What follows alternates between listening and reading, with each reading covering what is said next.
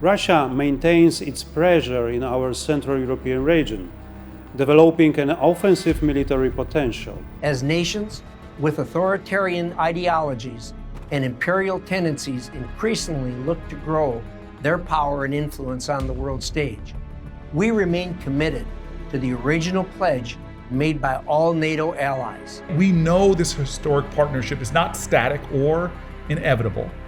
It must be an ongoing effort to strengthen the bonds that unite us. As we face open questions about the value and purpose of the transatlantic bond, we have a duty to restore and revitalize the transatlantic defense cooperation that has kept us free and at peace for the last 7 decades.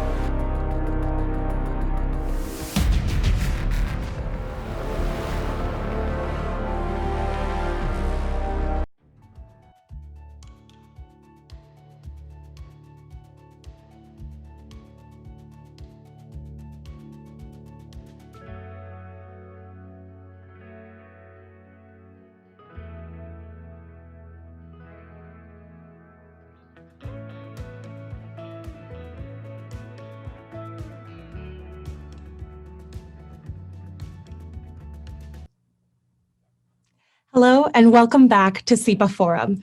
My name is Geisha Gonzalez and I'm the Senior Director for Programs and Strategy at the Center for European Policy Analysis, or CEPA. I am delighted to welcome you all back as you tune in for this week's series of discussions. For those of you that are following along, please use hashtag CEPA Forum or tune in to cepaforum.org for the live stream and to submit your questions. This morning, I'd also like to recognize our partners and our supporters for this conference. NATO's Public Diplomacy Division, Lockheed Martin Corporation, American Friends of Czech Republic, Friends of Slovakia, and Bell Helicopter. It is now my pleasure to introduce our President and CEO, Dr. Alina Polyakova, to kick us off. Hello and welcome to Day 2 of the 2020 CEPA Forum. Today, our focus is on the future of defense and security, as the Transatlantic Alliance aims to address a new set of 21st century challenges. Our common transatlantic defense must be rethought and adapted to meet them. Partners and allies will need to think of new avenues, new tools, and new mechanisms for working together to ensure our collective security. We will be hearing from distinguished policymakers from both sides of the Atlantic. Poland's Minister of Defense, Mariusz Błaszczak, the chair of the U.S. Senate Foreign Relations Committee, the Honorable Senator Jim Risch, and the distinguished senator from New Jersey, Senator Cory Booker. Follow the conversation and tweet at us, handle CEPA.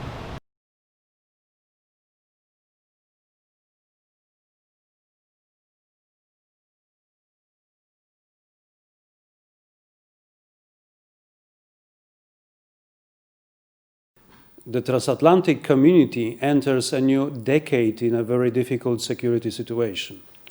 There is no doubt that international security has dramatically changed in the last few years.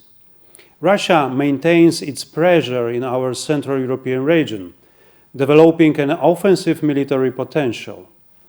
On the other hand, we have to face threats coming from the south. ISIS, as well as Al-Qaeda and other terrorist organizations, continue their operations. We also observe challenges generated by the growing potential of other players, including China. Since the end of 2019, the COVID-19 pandemic has spread worldwide, having a great impact on different aspects of human life. Even though the crisis is a medical nature, it has severely influenced political, military, and economic domains. In this light, NATO's ongoing adaptation, as well as close bilateral and regional cooperation in this process, are a must.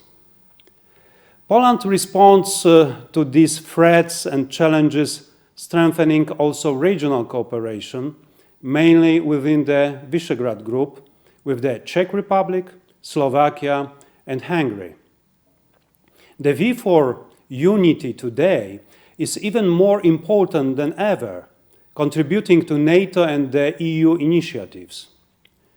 In July, Poland took over the presidency within the Visegrad Group. Therefore, we intend our cooperation during the Polish presidency to be project-based, result-oriented, and tailored to the regional dynamics. The goals are bold, but so are the challenges. Poland's main military goal regarding the V4 defense cooperation remains unchanged. We aim to strengthen the V4 interoperability and joint development of capabilities that could be used within NATO and the EU.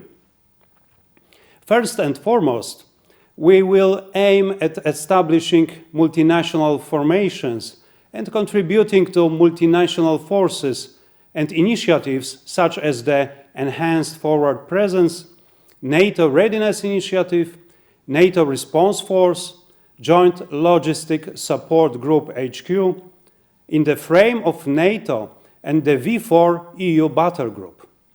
We will continue with harmonizing defense planning and capability development, seeking to increase the impact of the V4 on capability development within NATO and the EU. We will conduct joint education and training exercises to enhance interoperability of our forces. We want to initiate the V4 cooperation in drawing the lessons from the COVID-19 pandemic in the military dimension.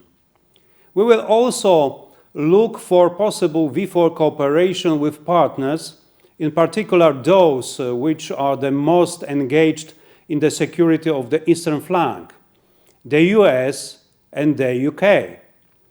The US presence in Europe, and particularly on the eastern flank, is a key factor for security of Central Europe and the whole transatlantic area. We need to maintain and even strengthen this presence through the next decade. US political leadership and meaningful military contribution is and will continue to be critical for deterrence and defense against the Russian threat. Therefore, we value the current and planned increase of US enduring military presence in Poland. In this context, we also welcome the US engagement in the Free Seas Initiative, bolstering the North-South axis. Developing national military capabilities, strengthening them through regional cooperation to build stronger NATO and make closer transatlantic ties with the US should be our way to prepare for the next decade. Definitely, it's Poland's way to build our common security.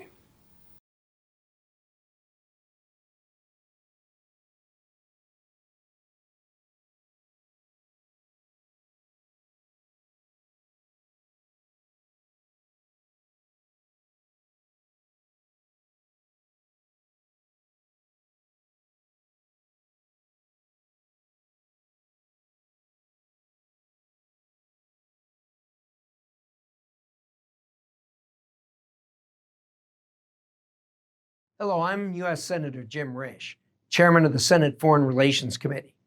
It's an honor to join all of you today, and I look forward to the day, soon I hope, when we can all be together again in person. There's never a shortage of issues to cover in the transatlantic relationship, whether it's Belarus, Ukraine, Nord Stream 2, or malign influence in our societies and elections. It seems there is always some challenge created by Russia for us to confront. There is, however, another actor that is creating new challenges for our alliance.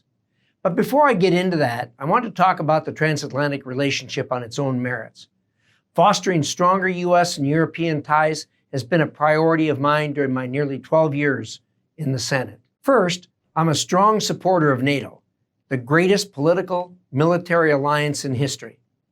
As nations with authoritarian ideologies and imperial tendencies increasingly look to grow their power and influence on the world stage, we remain committed to the original pledge made by all NATO allies to safeguard the freedom, common heritage, and civilization of its peoples, founded on the principles of democracy, individual liberty, and the rule of law.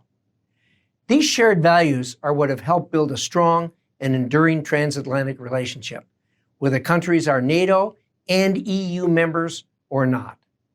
Together, the United States and Europe helped create an open system of rules, norms, and institutions that upholds individual rights and freedoms, advances market-based economic prosperity, and safeguards shared security interests. Despite some differences, we have enjoyed enormous success in fostering that system. Indeed, most of the world, including China, has prospered under this very system. Today, there is a need for the United States and Europe to cooperate in addressing the challenges posed by China.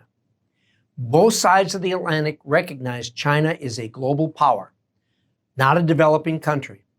As we look forward, it is China that will become the greatest threat to the transatlantic alliance.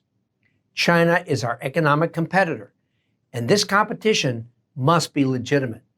We must demand greater reciprocity in China's adherence to the rule of law and international norms, which it signed up for when it joined the WTO and other international agreements.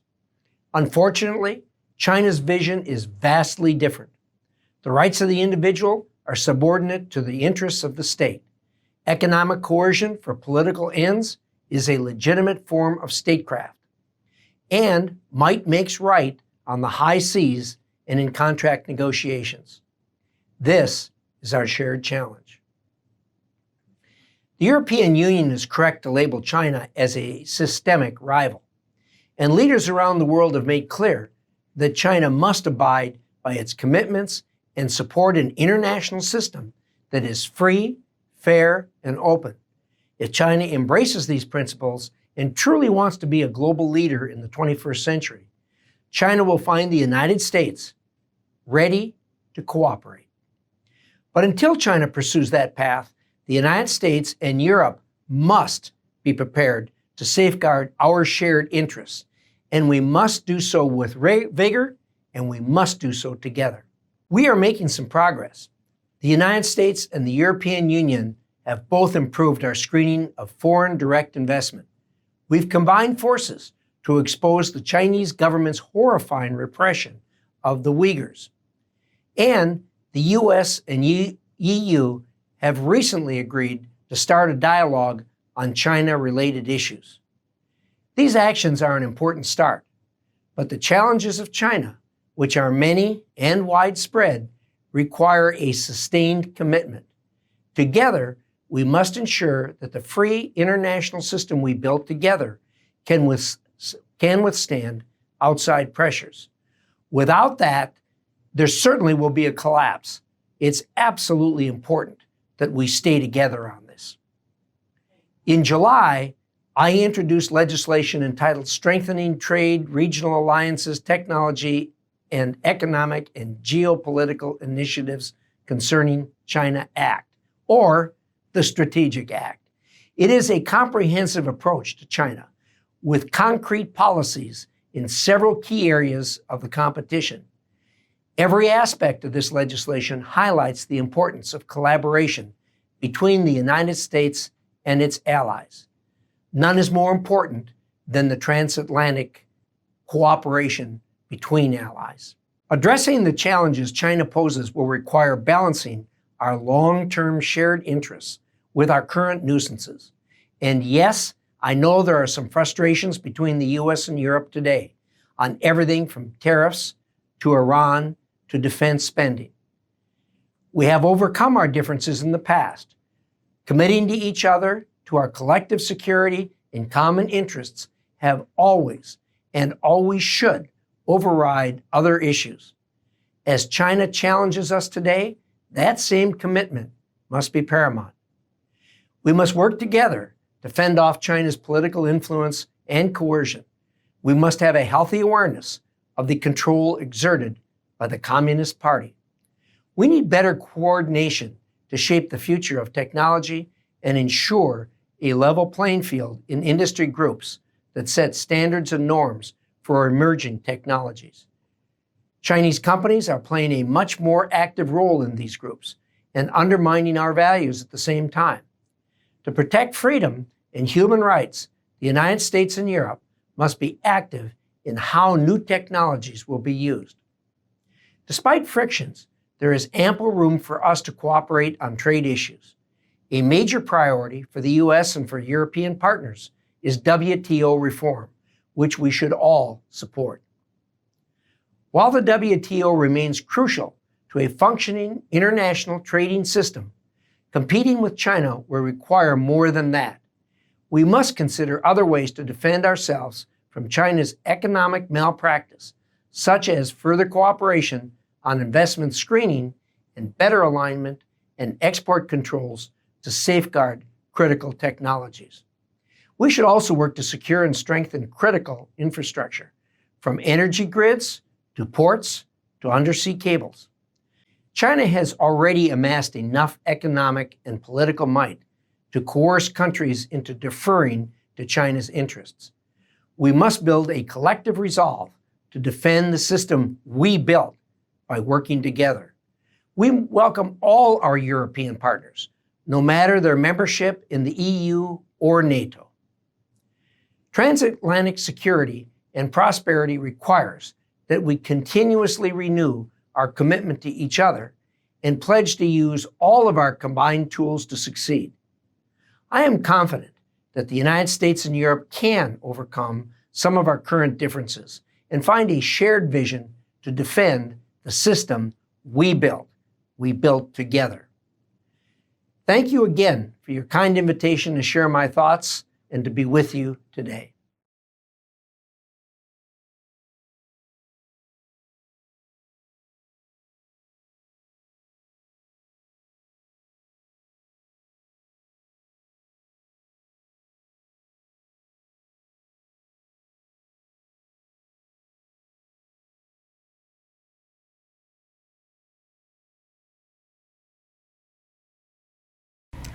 Hello, everyone. I'm really grateful to have the opportunity to join you virtually.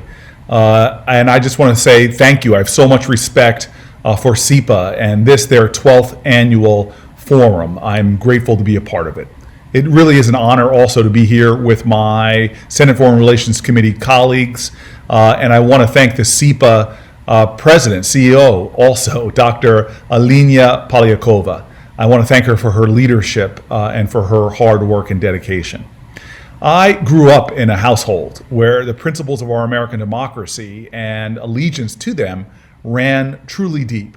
I was raised by civil rights parents who were activists, who believed in every way that the evolution of our democracy against anti-democratic ideals here at home was a part of the defining character of our country. Their work and activism in the civil rights movement, they felt, was a part of that great American democratic tradition. My parents spoke, though, painfully as well, of difficult and dark corners of our history. They spoke of their elders, of my great-grandparents' era, who fought against domestic terrorism here on American soil, the violent murders and brutal backlash against African Americans who sought full participation in our democracy. I was raised to understand that the fight for civil rights, for human dignity and freedom, the fight for our democracy was never simply an American cause, but it was about the highest ideals of all of humanity. My family spoke passionately about African nations in the 60s throwing off the yoke of colonial rule and subjugation. My grandparents bragged until the day they died about their joining with millions of other Americans to stand alongside our allies to defeat the Nazis and the scourge of totalitarianism. My granddad spoke a lot about his working at the Willow Run bomber plant to build the planes that helped us to win that war. And my grandmother talked so much about her victory garden and the two of them joining together to stretch their funds to buy war bonds to be a further part of that effort. They knew the truth, that we are stronger as a nation when we stand with other free people in pursuit of our shared values, our shared dream, and a more just world. This is the context in which I see our transatlantic alliance. For over 70 years, the United States and Europe have partnered together to stand in defense of democracy and freedom. We have built an alliance strong enough to stand against oppression, against wretched violations of human rights, against violence, disease, and despair. And we have stepped up for each other, not only out of a shared sense of duty, but of shared values and a shared purpose and an understanding of our shared destiny. NATO members stood in solidarity and support of the United States' security after 9/11, invoking Article 5 and committing themselves to our collective defense. And even when this nation was grappling with the natural disaster of Hurricane Katrina, for example, NATO flights transported tons of medical and food relief to devastated communities. In a reciprocal spirit, I'm proud of the many times America has stood up for NATO allies and other nations around the world when they were in crisis. As a member of the Senate Foreign Relations Committee, I've had the privilege to see what our partnership based on shared security and shared values looks like in practice. I have seen up close how NATO troops support our stabilization efforts in Afghanistan. I visited Poland, where NATO and American troops work alongside each other, bound by a shared resolve against Russian aggression. And I have seen firsthand the force multiplier effect that the U.S. partnering with our European allies has had in places like Somalia and Niger. When the U.S. Green Berets came under fire and were wounded there, it was French airmen who medically evacuated them. The transatlantic partnership, and particularly NATO, is a cornerstone of U.S. national security, not only in ensuring peace and stability in Europe, but also defending the norms, institutions, and values that have sustained more global security. Perhaps NATO's most defining moments were when we used our military dominance to protect the most vulnerable among us, particularly refugees and immigrants.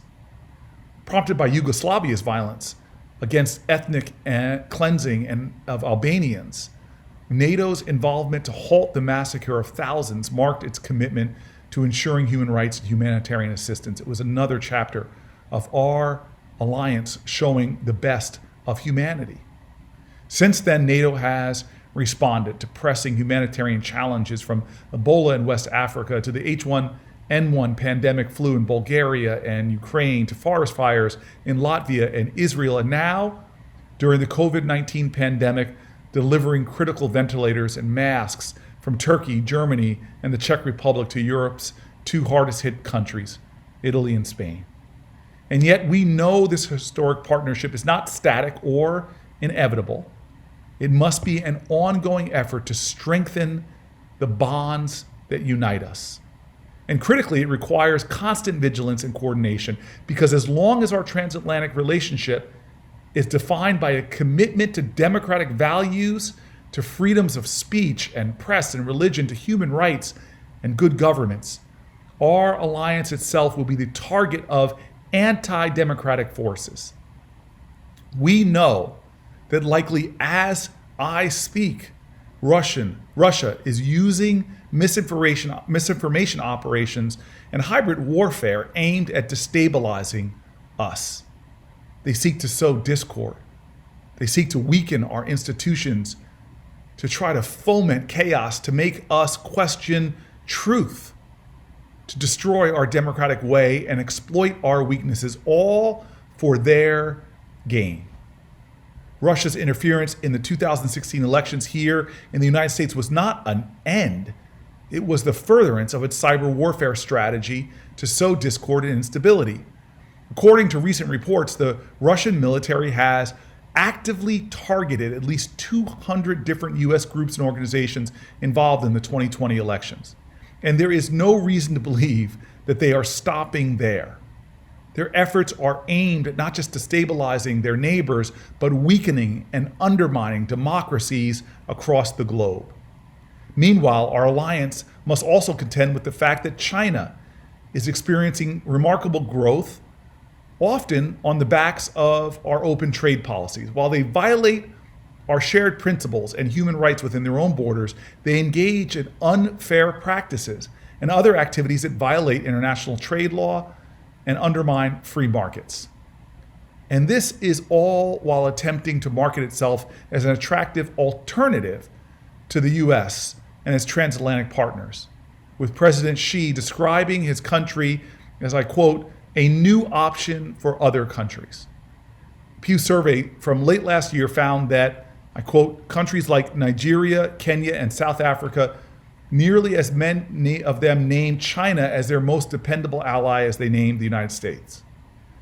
In different ways and in differing scales, both Russia and China are working with fierce intensity to enhance and develop both non-military and military tools to exercise control and influence, including using global disinformation, artificial intelligence, quantum computing, and other emerging technologies.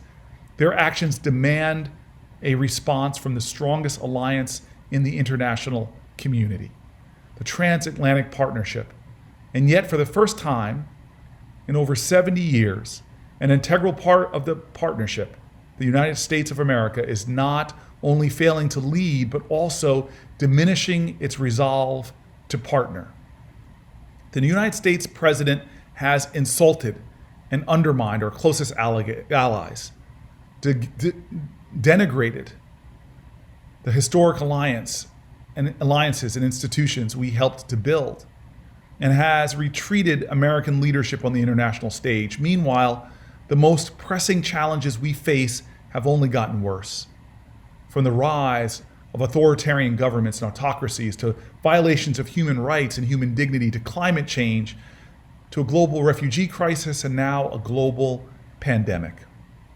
The administration's America First policy is actually more of an America alone policy, an America isolated policy. And instead of standing with our allies to increase our power and influence, they have worked to weaken our bonds, severed many of our critical past agreements, and even turned American security might against those we need most. For example, while the president was calling for Russia to rejoin the G7, he used a national security waiver to put tariffs on Canada. In other words, the president deemed Canada a national security threat while becoming Putin's most significant apologist at a time when we need to strengthen our alliances to stand against Putin's aggression and Chinese violations of international norms, practices, and laws. We know both Beijing and Moscow delight in America's diminishing leadership, hoping that we continue to further down the path that this administration has followed for the past 3.5 years. Our collective ability to confront Russia and counter Chinese influence will depend upon the decisions the U.S. makes to more constructively and diligently partner with our allies. America is at a moral moment. There has never been an American election that will have a greater implication for our transatlantic alliance than this one. From our collective work on climate change to our ability to thwart Russian aggression, we are at a significant inflection point. Over 7 decades ago, when President Truman asked the Senate to ratify the agreement creating NATO, he offered not just a vision for the transatlantic partnership and what it could be, but instructions for how to sustain it. He said, and I quote, "The security and welfare of each member of the community depend upon the security and welfare of all.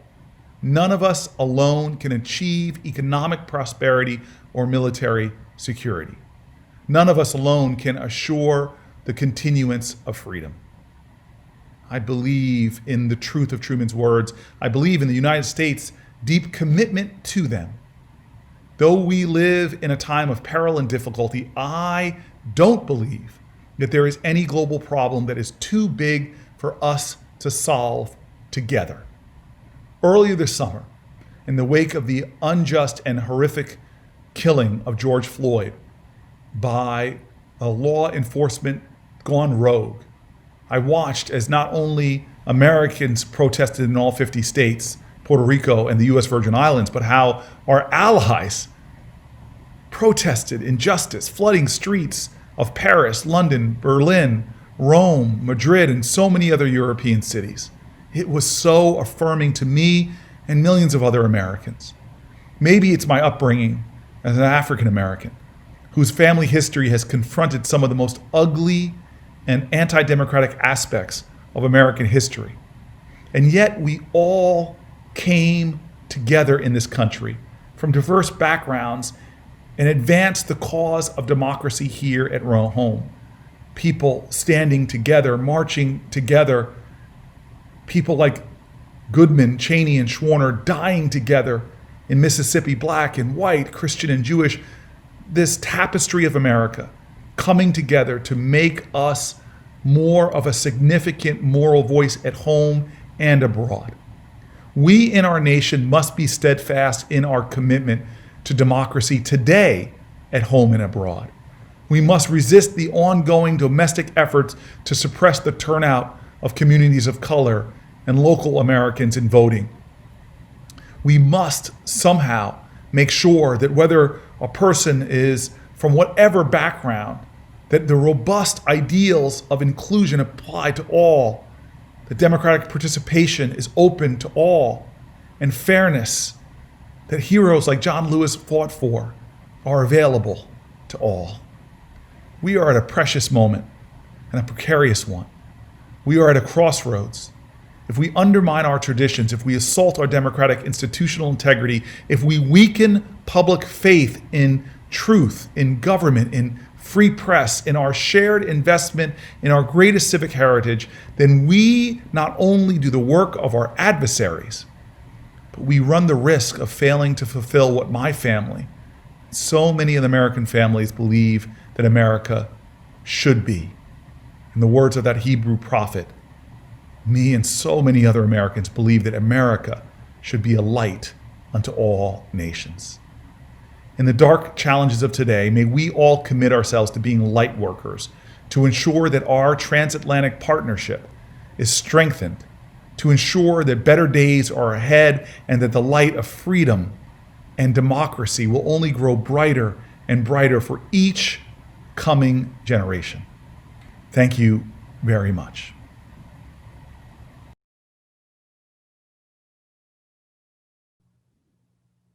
Thank you, Minister Blaszczyk, Senator James Risch, Senator Cory Booker, for gracing us during today's session. It is an honor. For those of you that are continuing to follow along, please be sure to use hashtag CEPA Forum. Now it is my pleasure to introduce my colleague, Director of the Transatlantic Defense and Security Program, Lauren Speranza. Stay tuned.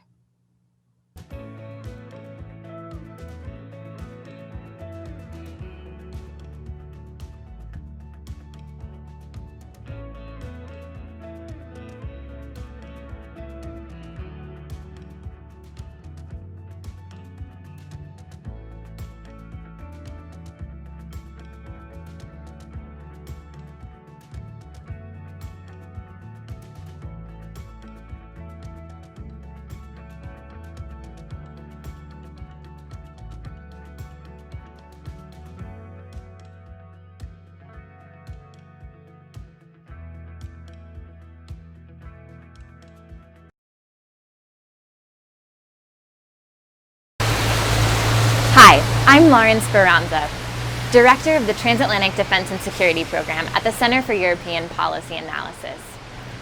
Our team is dedicated to developing innovative policy solutions to the 21st century's most pressing transatlantic security issues. In an increasingly contested world, our goal is to ensure the United States and its closest allies and partners in Europe can maintain their strategic edge. To do this, we focus on strengthening transatlantic institutions, promoting U.S. engagement in European security, and deepening cooperation with allies and partners. At this pivotal moment for the alliance, our work on NATO has never been more important. As we face open questions about the value and purpose of the transatlantic bond, we have a duty to restore and revitalize the transatlantic defense cooperation that has kept us free and at peace for the last 7 decades. But as the threats to our shared security rapidly evolve, it's clear that we can't use yesterday's playbooks to solve tomorrow's problems. While we have much to learn from our collective history, our alliance and our leaders also need new and creative ideas. And that's why at CEPA, we strive to bring diverse perspectives to the table, to ask the tough questions and come up with the novel answers. Through the dialogues we foster and the analysis we produce, we hope to pioneer a new agenda for transatlantic security, one that is more innovative, dynamic, and fit for the decades ahead of us. Our work is focused on three major forward-looking efforts. First is sketching the strategy. As NATO looks to 2030, we're brainstorming ways for the alliance to become more united, more agile, and more inclusive. We're outlining how NATO can balance an aggressive Russia, a rising China, and intensifying hybrid threats. We are forging a new strategy for NATO's next generation, built with the next generation. Second is bolstering the basics. We're looking at how the United States and its allies can strengthen regional security cooperation in hotspots of growing contestation, from the high north to the Nordic Baltic region to the Black Sea and the Eastern Mediterranean.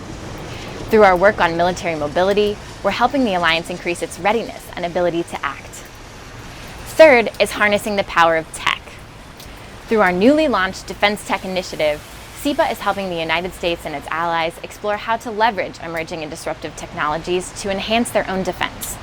We are thinking through how artificial intelligence, quantum computing, and synthetic environments can be used to support defense planning, warning systems, and decision-making around hybrid and conventional threats. We're also exploring how these technologies can be made more standardized, interoperable, and resilient for the future. Through all of these efforts, we continue our mission to secure tomorrow together.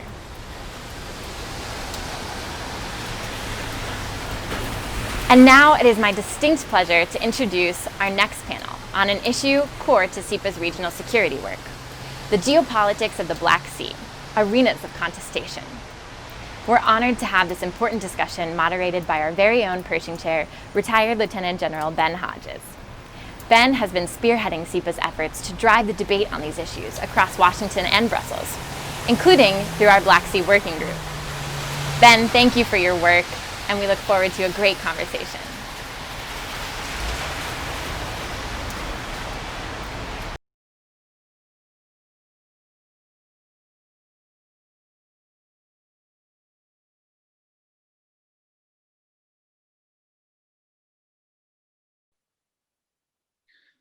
Lauren, thank you very much. Welcome everybody to our panel on the geopolitics of the Black Sea. Ambassador Stroychev, the Bulgarian ambassador to the United States, told me once, what happens in the Black Sea does not stay in the Black Sea. The Black Sea region is where Russia, Europe, the Middle East, the Balkans, and the Caucasus all come together. It is, in short, the literal and philosophical frontier between liberal democracy and autocracy. It matters to the West, and it matters to the Kremlin. Great power competition prevents great power conflict.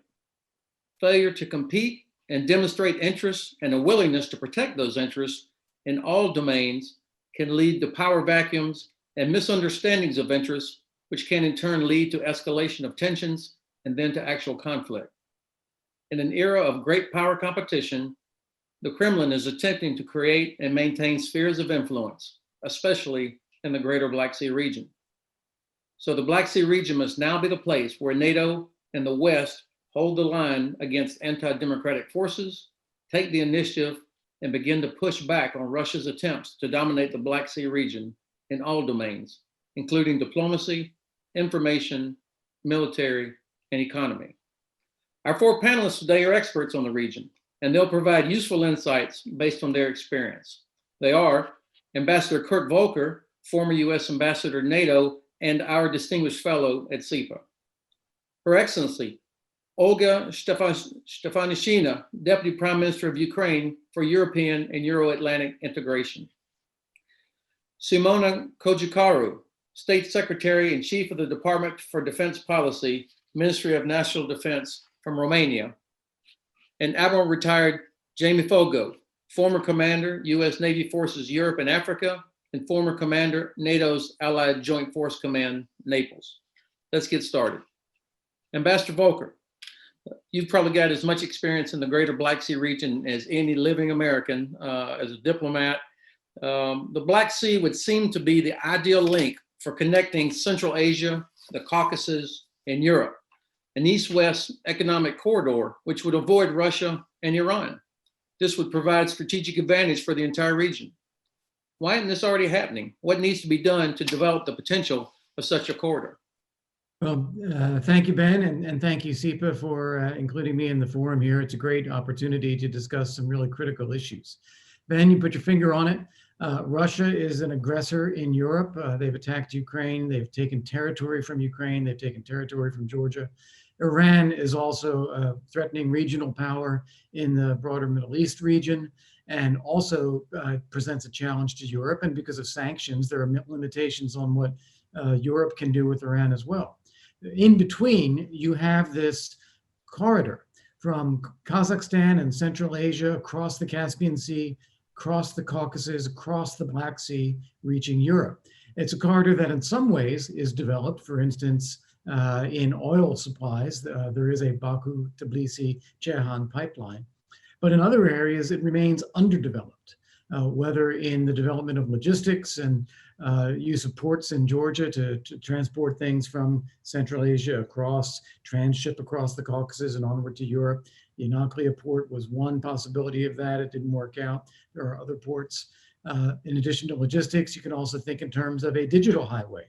I think everyone from Europe to Kazakhstan would like their digital traffic to be connected and to go on a route from Central Asia to Europe and back that does not go through Russian servers and does not go through Iranian servers. So that's also another opportunity for the region.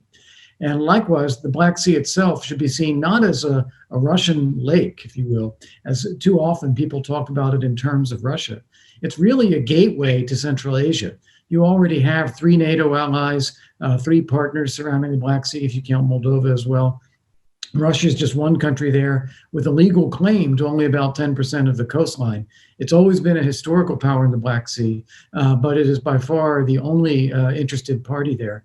And we have an interest in supporting the development of the region on a democratic and an economic basis and fighting corruption to create a much more integrated region all the way through to Central Asia.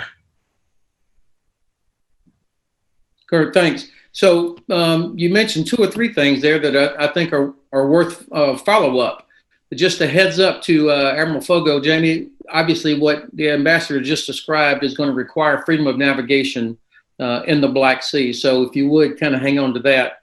And for Minister Kojikaru, Constanta, the Danube, that's on the other end of this corridor that the ambassador just talked about. I hope you'll be prepared to maybe talk about how Romania sees this corridor and what can be done to improve it. And then, of course, Ukraine, particularly Crimea, sits right smack in the middle of this corridor, and why control of Crimea is so important. So, Ambassador Volker, if I could come back to you, you mentioned Georgia and the port of Anaklia. This is something that seized my imagination when I first heard about it, that finally Georgia could truly become the sort of the portal between East and West that I think it always believed it could be.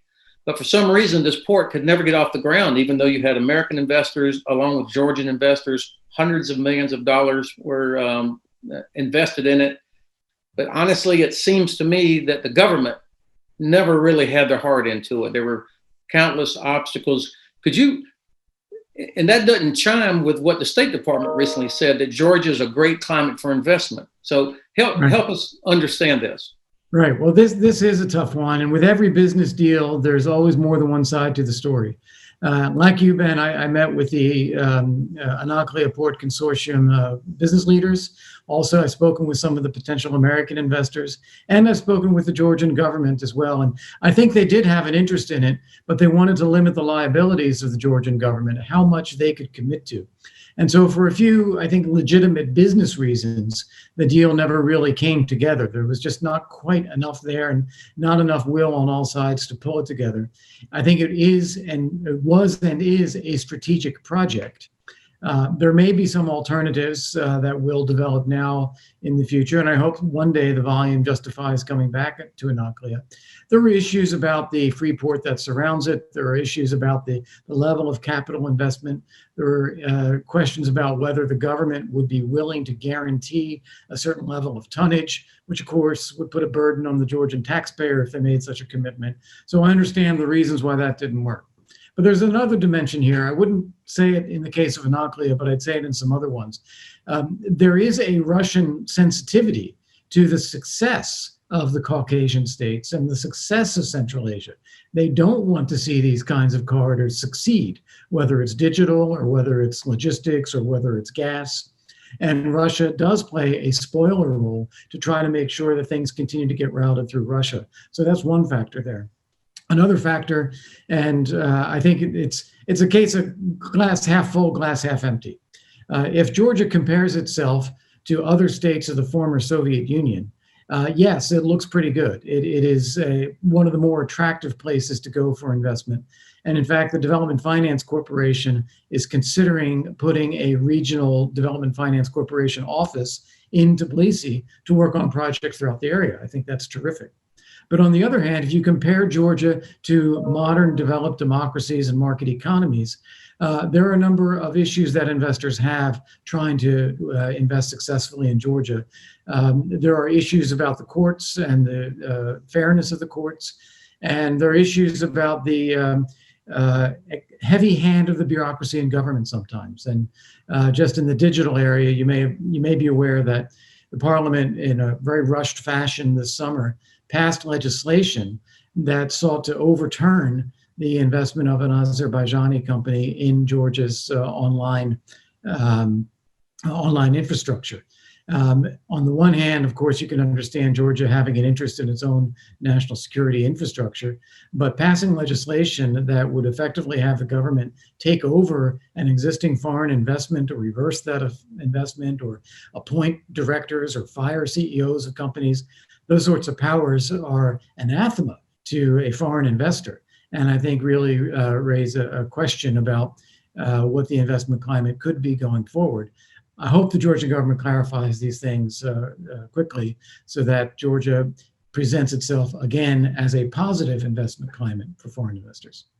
Thanks for that, because I really do believe that private investment is just as important to helping to stabilize and secure the region as is the presence of military or diplomatic and information efforts as well. So making it attractive to Western investment so that Germany and the Netherlands begin to take a real interest in what's happening to the borders of Georgia, for example, or why is part of Ukraine still occupied. And if I can just if I can pick up on that, Ben, I think that's exactly right. It takes a proactive effort to attract the right kind of investment, to create the right kind of climate. Because if you don't do that, there are plenty of other places for capital to go. So you need to proactively create it. And that is really anchored in rule of law and public-private partnerships and an understanding of what investors need. So I think that's something that still needs attention. Ambassador, thank you. So let's turn to Ukraine now. Deputy Prime Minister Stefanishina, Madam, what is the current security situation in the Black Sea, and particularly around Crimea and Sea of Azov from the Ukrainian side? Kafka's 2020 exercise is underway right now. There are always threats and intimidation. How do you see the security situation from Kyiv? Thank you, Ben Hodges, and let's bring more Ukraine into the discourse. Rightly you're pointing that basically let's start with understanding that the annexation of Crimea has led to the loss of more than 70% of Ukraine's naval assets all over the country. Our navy still has not recovered from the former levels. With the help of our Western partners, we're still working also to rebuild our navy, in particular by increasing the fleet capacities and building new navy bases, but we're also, beyond investing into other military operations, we're starting to invest heavily into building our capacity in the security in the Black Sea. And exactly cooperation with NATO helps Ukraine to be able to defend itself in the sea. And as you may be aware, in July, Ukraine hosted the Sea Breeze 2020 maritime drills, which has been a strong signal to all the international community, showing that despite the coronavirus and obvious obstacles, NATO stands with Ukraine in this very very important moment, and allies had experienced itself the daily threats Ukraine faces with the security in Azov and Black Sea, with the Russian Federation, and the let's say warnings our Navy officers heard from Russian authorities saying that we're breaching their so-called territory.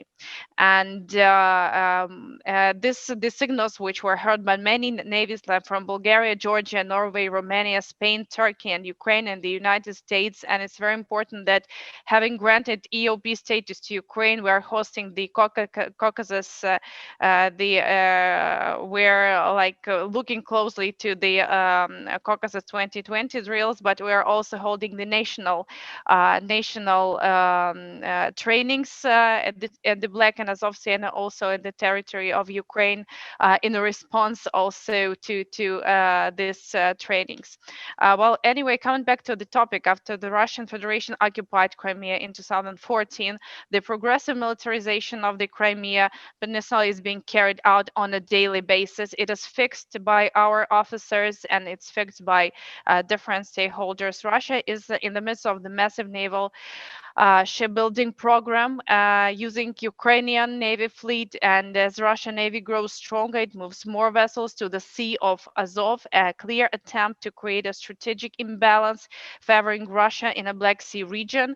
And also Russia increases the number of its military personnel, which is being the data which is accumulated on a daily basis and very visible. And now we're happy that security in the Black Sea becomes not only the issue of the national interest, but also the issue of the interest NATO putting on the top of the agenda. Now when Crimea is a hostage, is not just a Ukrainian issue. This is the issue of the overall Black Sea security, and we're happy to put it on the discussion. And we're happy that you, Ben Hodges, you're putting it on the top of your analytical report, strengthening NATO Eastern Flank, and this is something which is really on the top of the agenda, and we hope to see it is reflected in the NATO 2030 strategy. Thank you very much for that. There's at least 5 different things I would like to follow up on just from your comments there. And Ambassador Volker, I will ask you to, if I don't ask you, please remind me if you could update us on the Minsk process. What's going on there, and how can U.S. and Germany in particular put pressure on Russia to live up to what it said it's going to do? One of the examples that you mentioned, also the Sea Breeze exercise has grown each year. And Admiral Fogo, maybe in a minute, you could also talk about how could we grow Sea Breeze, connect it to the Noble Partner exercise, connect it to Sabre Junction, all the different regional exercises to get more out of that. So, Prime Minister, there's a lot of disinformation going on right now about a so-called humanitarian crisis in Crimea caused by a alleged water shortage there. And of course, the Kremlin is blaming it on the government in Kyiv for blocking the canal, the North Crimean Canal. Do you believe that this is a pretext for some action that may happen later, maybe during the local elections in October? Or is this just noise? How does the government react to this? Thank you so much for this question. Basically, Ukraine is the nation which has built a strong resilience to the Russian propaganda, and basically, we have a very unfortunate but a very strong experience in this respect. And the issue you're raising is not a new one, and especially when it comes to a hot political season back in Kiev, Russia is always trying to take each and every effort to use it against Ukrainian authorities. Just to make clear that the issue with water to Crimea is not the issue, basically, because all the humanitarian needs are ensured by Ukrainian side. Where when we are talking about the water supplies to the Crimean Peninsula, the subject for discussion is the supplies for the industrial needs, and this is where Ukraine is no longer reflective, because it does not come to the protection of the human rights. But putting this in a broader context, I would say that you following Ukraine's reaction, you can follow the trend that we're building resilience, and basically we want to put it as a top of our participation in the enhanced opportunity program within NATO, building resilience and fighting against hybrid threats. We're talking about cybersecurity, fight against propaganda, and strategic communications. And basically, even one can expect that Ukraine would be very much vocal into different information flows from Russia. We're not that vocal, but not because of any lacking of political will, but because of being very much experienced in the way how to address it and how to reflect on that. So, of course, it's not a secret back in Kiev that each and every effort is taken to destabilize situation in Ukraine, whether it comes to local election, whether it comes to the security in the Black or Azov Sea, or whether it comes to the ceasefire process in a Donbass, where President of Ukraine is putting a lot of efforts. But we are standing strong and resilient, which is seen also from the national security strategy of Ukraine adopted by the President of Ukraine, where resilience, fight against Russian aggression, and integration with NATO are the key priorities. You've got a full plate, but I'm going to follow up with one more question, if I may. This was it's based on a comment from our colleague in Washington, Natalia Bogoyeva. She said, and I'm quoting her now, "The Kremlin stopped its offensive in Ukraine in 2014 at the limit of its information frontier, the point at which Russia ran out of information cover to advance its campaign in a hybrid manner, without openly committing to a full-fledged military offensive on Ukraine.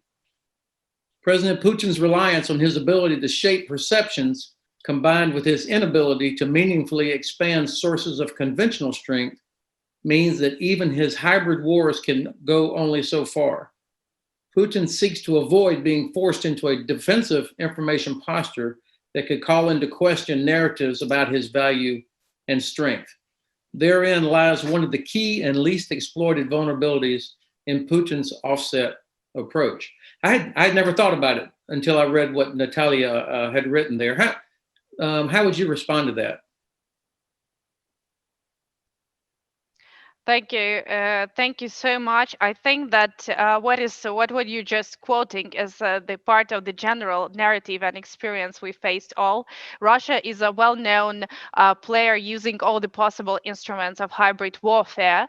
But over the last 5 years, we also experienced a huge variety of hybrid spreads where Russia builds its experience and knowledge on this. But the whole world doesn't seem to be not that resilient, and we're becoming more experienced and learning ourselves how to think and advance on that. And I think that it's not a secret that the new reflection process NATO is working on is largely focused on the new hybrid spreads, which have been revitalized with the Russian aggression in the territory of Ukraine. And we are happy that this is the instrument instruments we can contribute with our experience and knowledge. And we all should really think of the way how we should build resilience towards this hybrid threats and hybrid warfare, but how to react proactively and not to reflect on the threats we face on a daily basis. Yeah, thanks for that. Kurt, Ambassador Volker, you had a two-finger. Quick two-finger, and first I agree with Minister Stephanie Sheena. I think she's exactly right on that. But and I think the analysis that you read from Natalia was actually very interesting. But one caution I would give to Western observers of Russia and of Russia's intervention in Ukraine or elsewhere is that we shouldn't think in Western terms about the purposes of intervention or the goals or the end states. I think Putin does this, you say hybrid war stopping without a full-scale military intervention. Putin doesn't want a full-scale military intervention anyway. The purpose of this is not to militarily take over Ukraine. The purpose is to disrupt and disorganize, put pressure on Ukraine, divide the West, create a confusing situation that gives opportunities for Russia to continue to exercise influence over time, to keep its neighbors weak. We in the West tend to think of a military operation having a goal, an end state, an exit strategy. That's not the way Putin thinks about it. Well said. Thank you.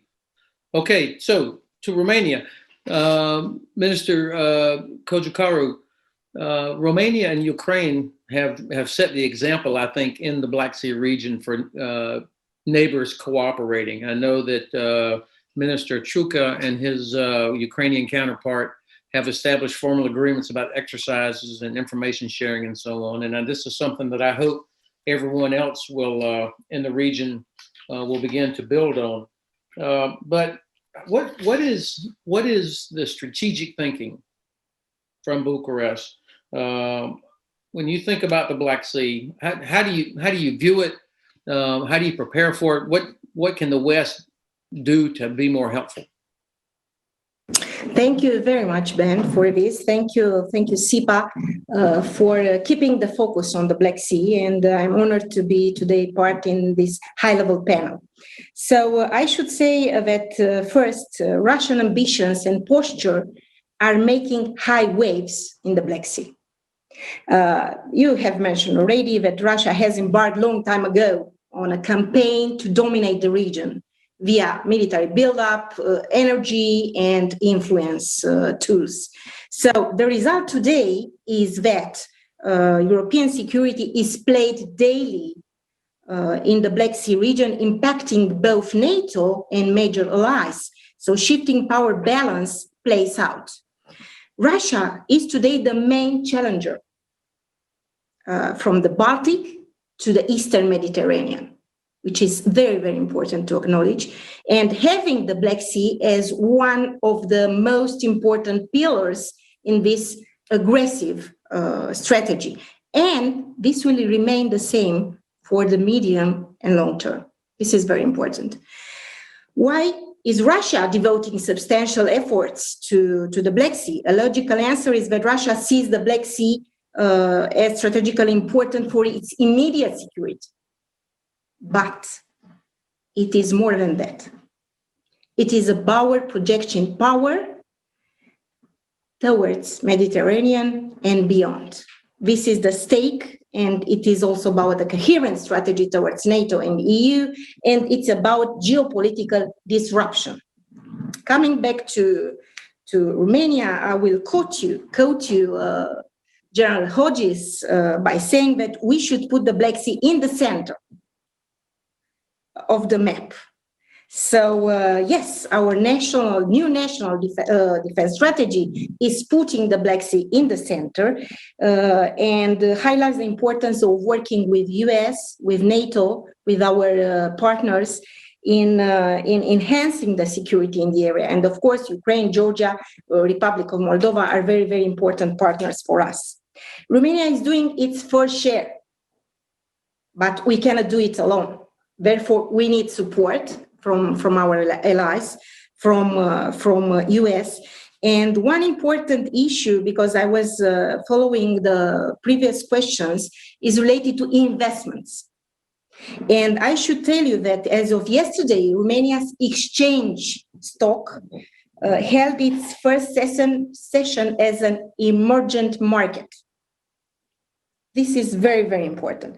We are talking about an unprecedented investment realm, and we are talking about attracting more foreign investors in the region. Another important issue I'd like to mention very briefly is that Black Sea oil and gas project was inaugurated a few days ago. It is also very much linked to energy security, and it is linked to unlocking the potential of the Black Sea. So this is extremely, extremely important.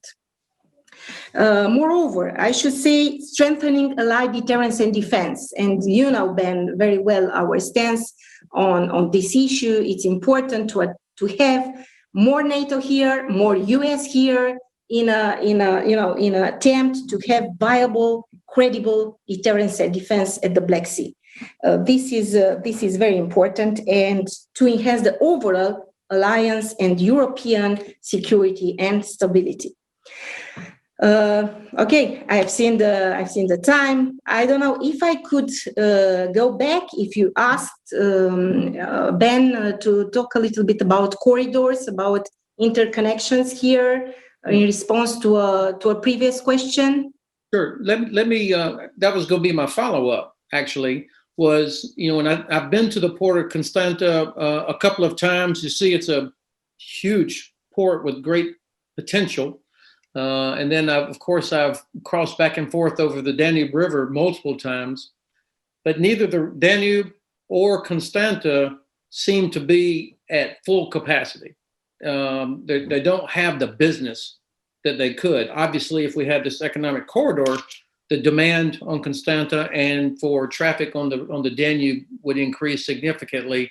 What do I have that right or wrong? And what could be done to make the Romanian end of this corridor more attractive? So, as I said, we are talking a lot these days about foreign investments, about developing gas and oil and maritime presence here, because these are part of the geometry of the region, and economy, military build-up, modern capabilities are all part in this geometry.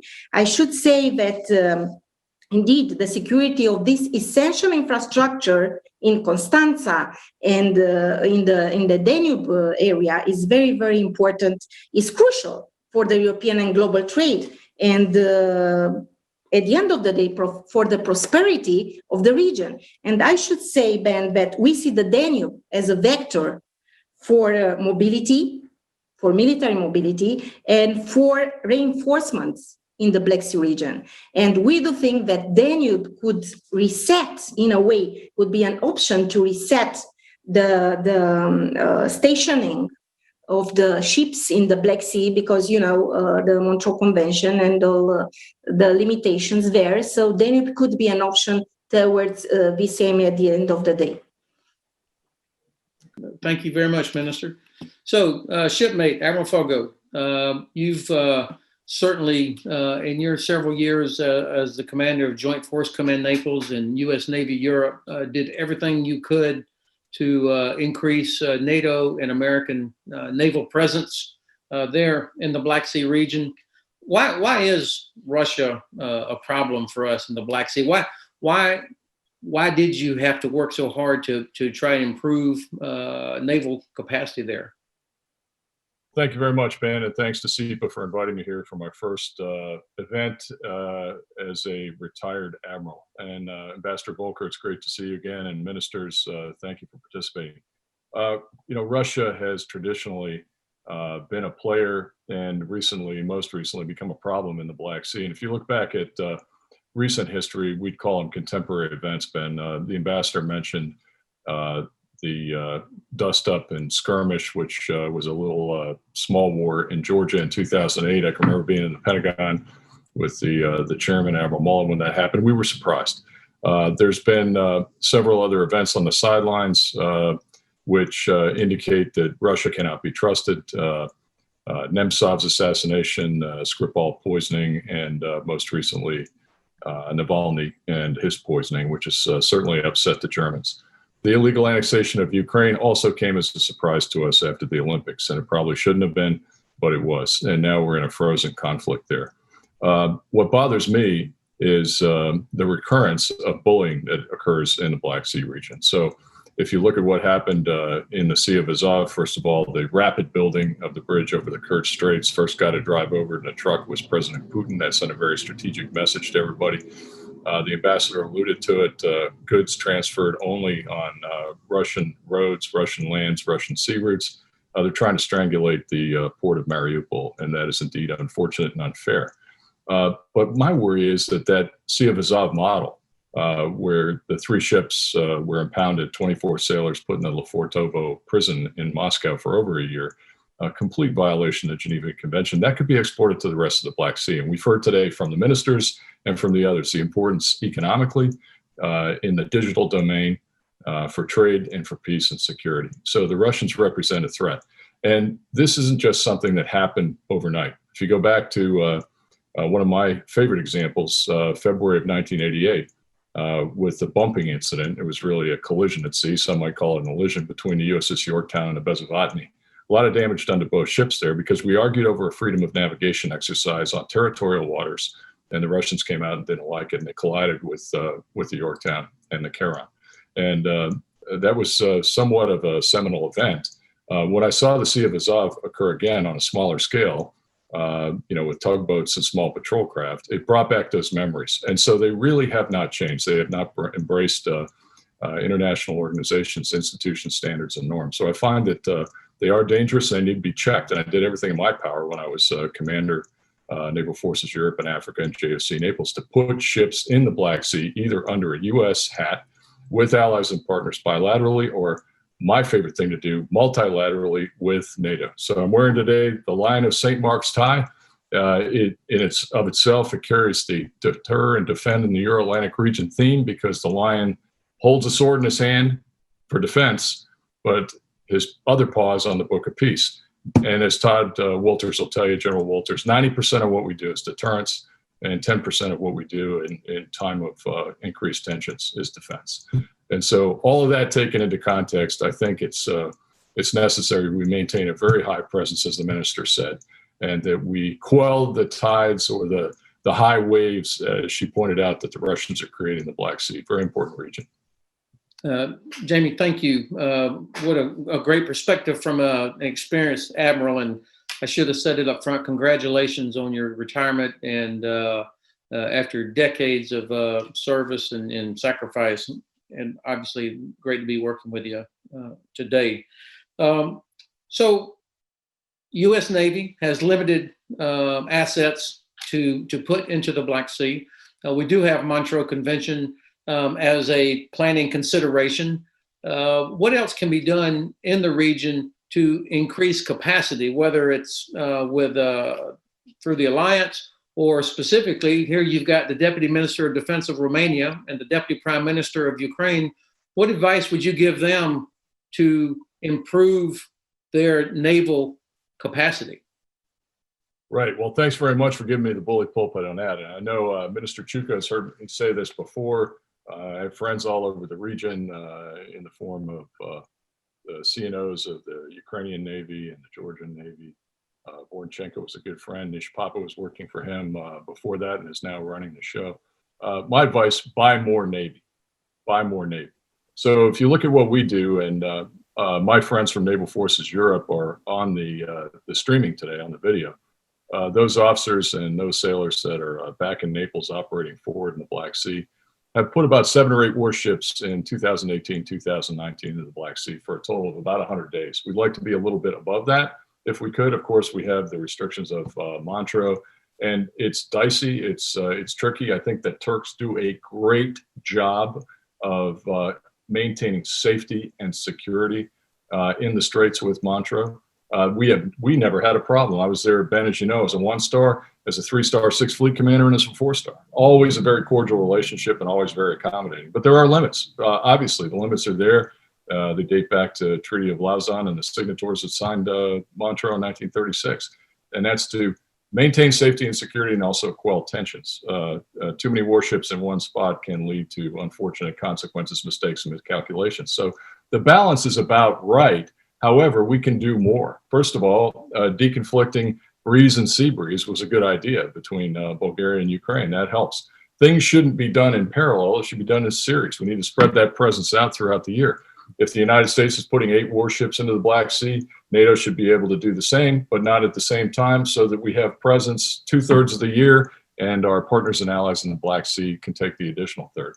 Exercise, exercise, exercise. Breeze and sea breeze are very important. I was very proud of the team. I left on July 17th from Naples, and they knocked the ball out of the park on sea breeze with all of the COVID restrictions. So that's both for the allies and the partners of the Black Sea, and also for those sailors that were on those ships who had quarantined prior to going out and maintained a healthy climate on board while they exercised with our partners and allies. There were no port visits. Nobody wanted to port. And, that's the fun part of being in the Navy, join the Navy, see the world. They went out there to do the security mission. And if you want to follow up, because I know you're tracking my time here, I'll tell you, one way to do this is to have a bona fide maritime strategy. And I push for that. And I foot stomp that every time I get a chance, and I'd be happy to comment on that a little bit later. But well, actually, let's do that now. By the way, I think I just heard you, a sailor for over 40 years, say that the best part of being in the Navy is when you get on land. If I understood what you just said, but anyway, we can settle that on the 12th of December when Army beats Navy. So, how about explain for just a minute? Well, what's the difference between naval strategy and maritime strategy? I was corrected by an admiral one time. I hadn't thought of the difference. What is the difference? Yeah, well, naval strategy is how you employ the forces that you have to do what you're tasked to do by an overarching maritime strategy. And a maritime strategy is something at the 35,000 foot. It's a vision, it's goals and objectives. But in order to execute that, one of the most important things that you need are the ships and the well-trained sailors and officers and chiefs on board who have that synergy to be able to take that ship out and do the basics and then do the complex exercises at sea. So a maritime strategy would, first and foremost, set goals and objectives and priorities. So priorities are important. If you look at NATO is, and the headquarters I commanded at JFC, the AOR was from the North Pole to the Cape of Good Hope, from the Mid-Atlantic region, 45 west, all the way to the shores of Crimea. That's a huge chunk of sea space, including the Arctic, North Atlantic, GI-UK gap, Baltic, Mediterranean, and Black Sea. Where's the priority? Typically what we would do, mea culpa, is run to the sound of the guns. Where is the latest hotspot? I think we were late to need on response to Sea of Azov. It happened before Christmas of that year, and we got there about January 6th with Fort McHenry, which is an amphib that went into Constanta on a scheduled port visit. But the Turks honored and were happy that we came through and that we operated there and that we were able to do pass exits with allies and partners and friends. So priorities first. A set of resources. What's that mean? Money. You hear a lot about 2%, 2%, 2%. I don't want to go there. I think we can use the money, some of the monies that we have, to buy more Navy and buy what we need. Not just scattershot approach, but if you set the priorities and you're going through a place and into the Black Sea through straits, you're going into the Baltic through straits, you're going into the Mediterranean through straits, you're exiting the Mediterranean through a canal, then you need to have certain components in your strategy or in your infrastructure that support that. Minesweepers, for example, small patrol craft, large ships, amphibs, in order to do amphibious landings or deliver the Army to shore. I've never heard a complaint from an Army guy, Ben, about being on board a U.S. Navy ship where we have 3 hots and a cot, ice cream machine, and unlimited hamburgers and steaks. It's always really good to have you guys out there because sea rats get a little old on the land. But you never have enough resources to buy what you need. But we need, I think, a better plan. Now, SACEUR and EUCOM have given us this wonderful strategy, deter and defend in the Euro-Atlantic region. I think each of the components could do a little more on their own strategy, an air and a land and a maritime strategy. And to one last point, you asked the question about, well, how do we do better synergy between Sea Breeze and Noble Partnership and Sabre Junction? That's it.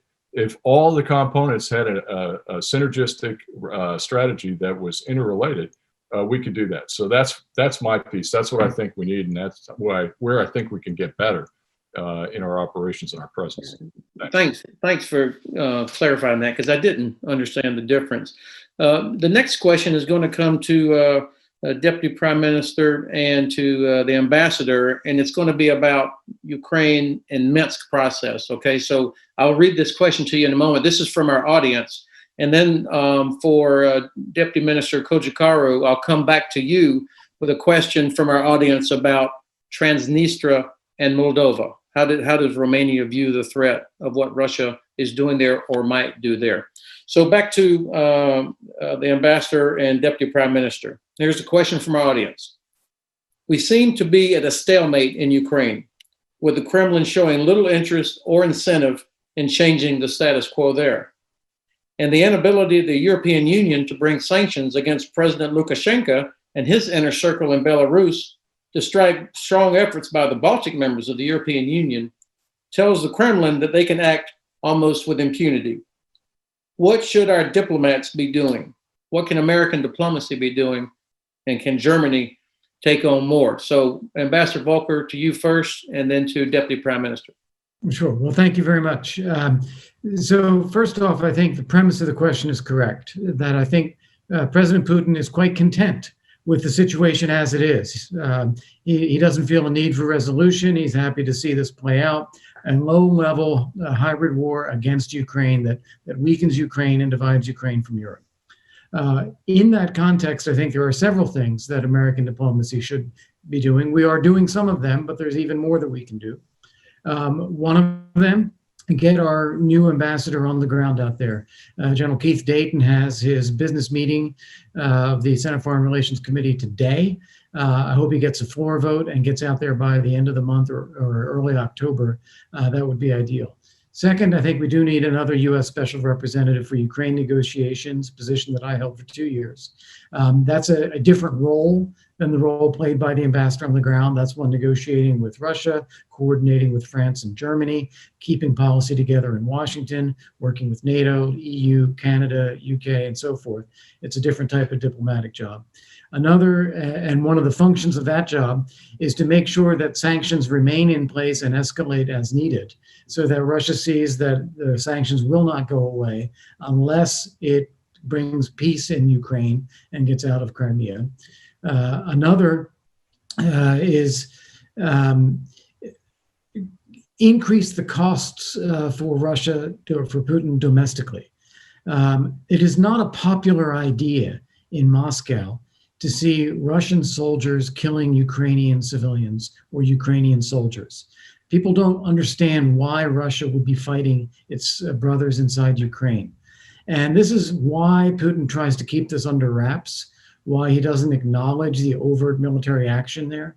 And it relates to the other issues that we see now, whether it is the protests in Belarus, where he's trying to put them down, keep Lukashenko in power, but not intervene overtly. The protests in Khabarov, where they're waving Belarusian flags. Why some people in Russia felt it was necessary to poison Navalny. There are pressures inside Russian society, and we need to be increasing those pressures concerning the ongoing war in Ukraine as well. And I think if we do all of those things, we create a circumstance where Putin may eventually conclude that it's not worth it. He's not going to succeed in preventing Ukraine from developing as a modern European democracy and market economy. And he's not going to achieve his strategic objectives of dividing Ukraine from Europe. If he sees that, he's going to see that there are high costs that he is paying that he's probably better off not paying. Thanks, Ambassador. Jamie, just a heads up, listen to the ambassador reminds me of what your role was as a commander supporting ambassadors. And after we finish with the Deputy Prime Minister and Deputy Minister of Defense, I'll come back to you and ask you to talk about how does a senior flag officer support the various ambassadors in the region. So, Deputy Prime Minister, what is the status of the Minsk process? What could the United States be doing? What could Germany be doing to be more helpful to push this process along? Thank you so much. And fully supporting what Kurt was just saying, I can only add that there's no unique format we can invent so far, except of being calling for international community to be vocal on the situation in Ukraine and the occupation of the territory of Ukraine and the annexation of Crimea. Ukraine remains fully committed to implementation of the Minsk agreement. You know that on a permanent basis, we are initiating and holding the meetings of the trilateral group, and rather clearly stating our commitment to the continued ceasefire regime, and does not stand for the manipulations from the Russian side as regards the breaching it from our side. So we're doing our best to make sure that we're contributing to the Minsk process as much as possible without victimizing our national interests. And this is clear from all sides. Of course, Russia is very much interested in making things quiet and showing Ukraine as a weak and failing states. And a lot of efforts are taken to invest in propaganda and disinformation about the reforms agenda in Ukraine, not only on the information related to occupation and of the territory of Ukraine and annexation of Crimea, but also as regards the commitments to the reform agenda. So in this context, the only possible response I see here from the international community, which can be divided on the two tracks. The first is that we should remain having the sanctional pressure over the Russian Federation in terms of violation of the territorial integrity and sovereignty of Ukraine. We should remain vocal that there is a Russian aggression on the territory of Ukraine, but also we all together should form this national or international address and support of Ukraine's reform agenda in terms of addressing Ukraine's aspirations towards NATO membership, but also addressing our expectations in terms of deeper economic integration and investments in Ukraine. Of course, I know that there are a lot of expectations in terms of the reforms agenda, and we're doing our best to address these expectations in the shortest possible run. And we're doing a lot of things here, trying to recover our economy after COVID-19. But the vocal politics of the international community and addressing our aspirations, I think, is the best possible response to the situation, which is possible so far at this moment. So, yeah, it's impressed me, the women and men of Ukrainian armed forces over the last 6 years, how your armed forces have matured, how they stopped Russia. I mean, they stopped the Russian armed forces, which is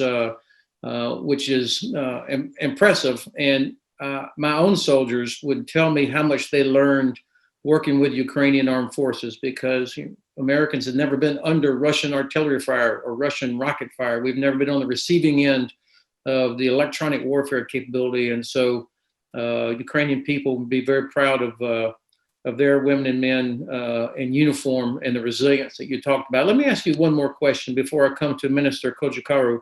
It's about Belarus. I watch the incredible courage of women in Belarus. If I had a vote, I would vote for them to get the Nobel Peace Prize. What can Ukraine do, or what should the West be doing to support the people in Belarus?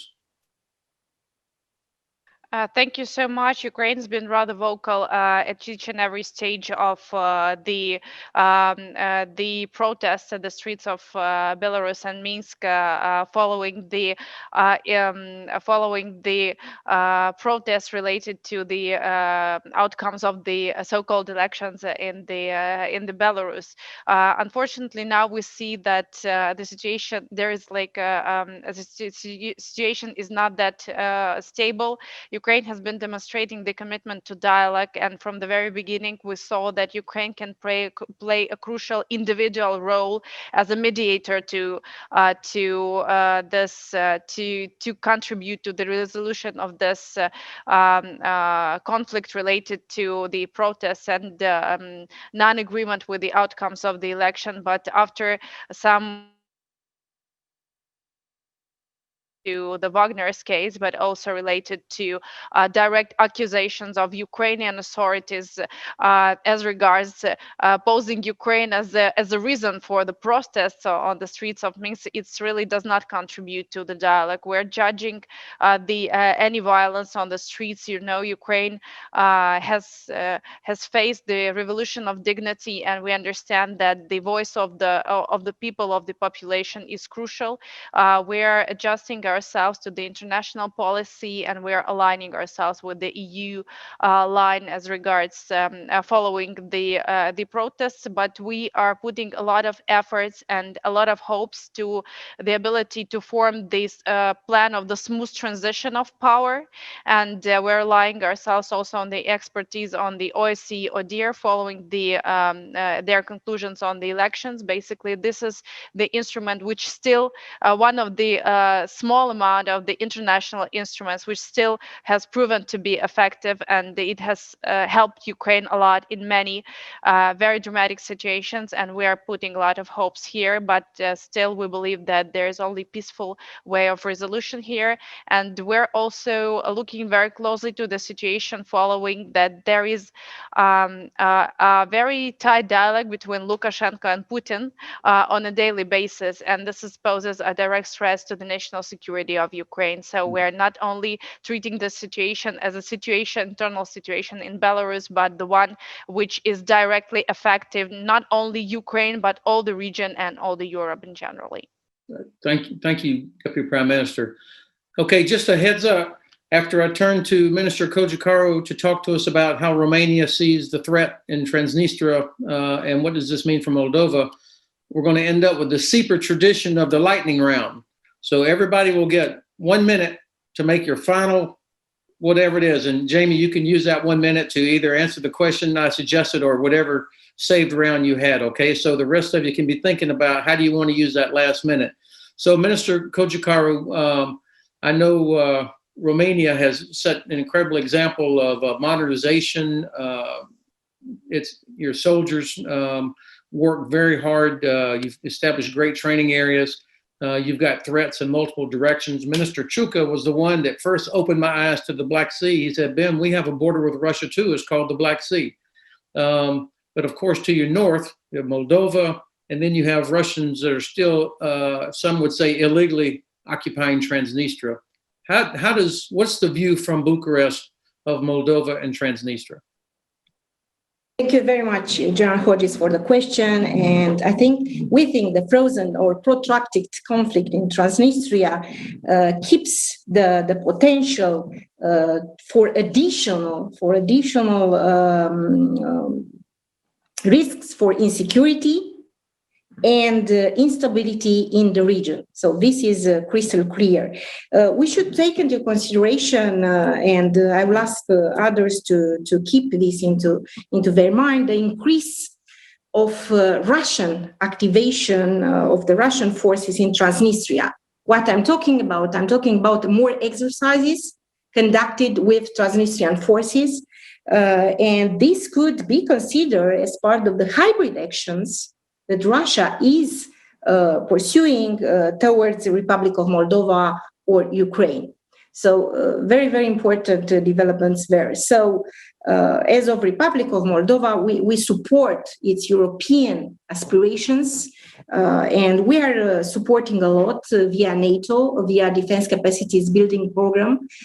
We have also bilateral programs to help them to reform the armed forces, and we are putting a lot of energy towards this aim. So very, very important Я думала сказать, что как бы каждая из сторон, whether it's ally or not, has a strong experience and the way to respond. So I'm just listening the Deputy Prime Minister of Ukraine.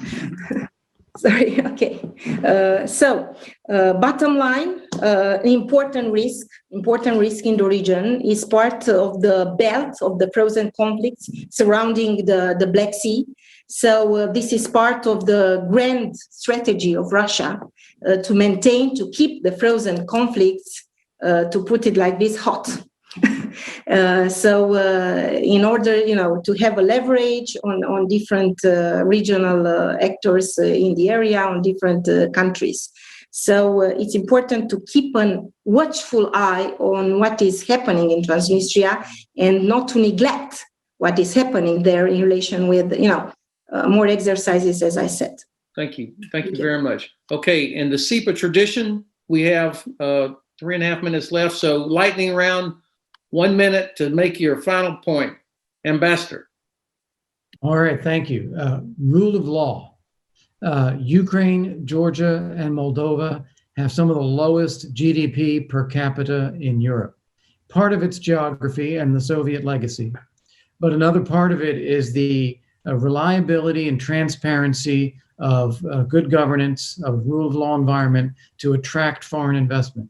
I think President Zelensky has done a great job in promising investors that they will have help. That there will be someone from the government ready to work with them if they make investments of a certain size. But that still doesn't substitute for fixing the overall rule of law environment to begin with. And that's true throughout the region. And I think geopolitics, people like us, will focus on these things anyway, but investors are going to need that business climate to really pull them in and build the fabric of the relationships between these countries and the rest of Europe and the United States. Ambassador, perfect. Thank you very much. Deputy Prime Minister, 1 minute. So hard to put in 1 minute, only 2 points. The first one is that speaking about the strategy and the security in the Black Sea and Azov region, we should really focus on not on reflecting or reacting, but on preventing the threats, and we should mobilize all our efforts, and Ukraine is ready to mobilize these efforts as the new member of the NATO, which is rather natural. And I really support that the reforms agenda is on the top of the issues, and Ukraine remains committed to the reforms agenda in security and defense sector, and this is also part of the greater contribution into the collective security over the region. Deputy Prime Minister, thank you very much. Deputy Minister, 1 minute.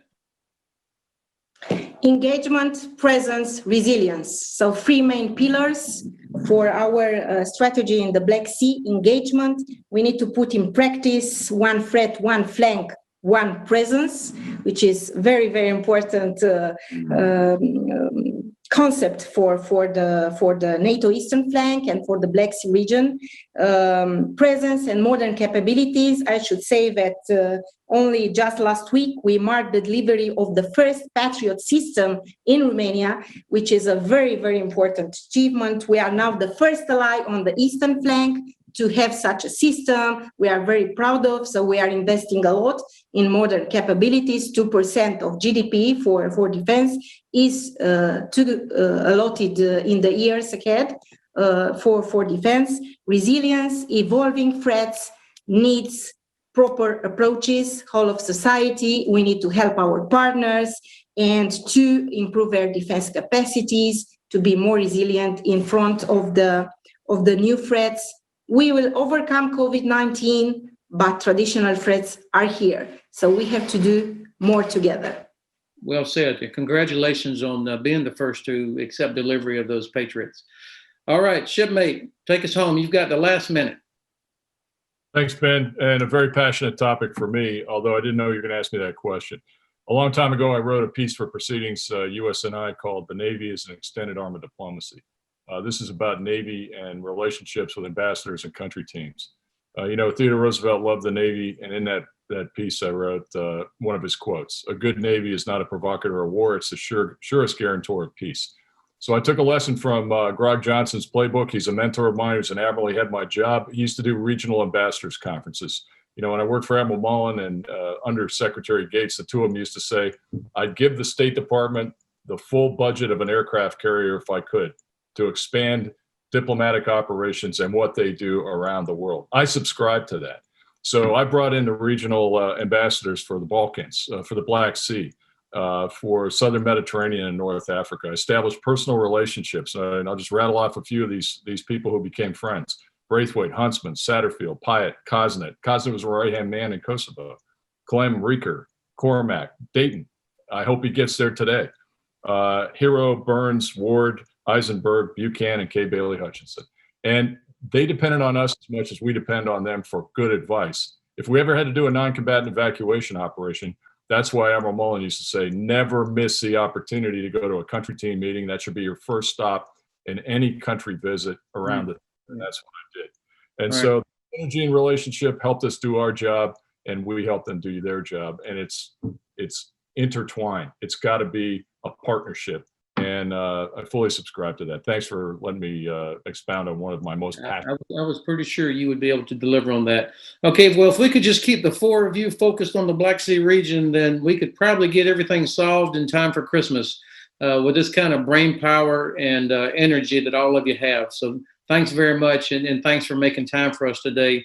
And that concludes our panel, and I'm handing it back over to CEPA Maine. Thank you very much. Ben, thank you for leading that conversation, and many thanks to our terrific lineup of speakers for shining the spotlight on the Black Sea region. Now I'm pleased to introduce a group of speakers from a region core to CEPA's work. Next, we will hear from Acting Deputy Minister of Defense Martin Riegel of the Czech Republic, State Secretary for Defense István Szabó of Hungary, and State Secretary for Defense Marian Mayer of Slovakia.